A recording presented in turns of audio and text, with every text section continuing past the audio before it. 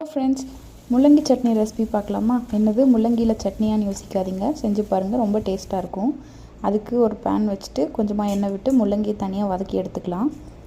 அதே பேனில் கொஞ்சமாக உளுந்தம்பருப்பு கடலைப்பருப்பு பொரிஞ்சதுக்கப்புறம் ஒரு துண்டு இஞ்சி 2 பல் பூண்டு சேர்த்து நல்லா வதக்குங்க. கூடவே ஒரு பெரிய வெங்காயத்தையும் வதக்கி எடுத்துக்கலாம். அதுலேயே காரத்துக்கேற்ப வரமிளகாய், கருவேப்பிலை, புளி, அப்புறம் ஒரு தக்காளி ரஃப்பாக சாப் பண்ணி சேர்த்துருக்கேன். கூடவே ஒரு 1/4 டீஸ்பூன் மஞ்சள்தூள், நம்ம தனியாக வதக்கி எடுத்து வச்சுருக்கிற முள்ளங்கி அதிலே போட்டு திருப்பி ஒரு வதக்குங்க.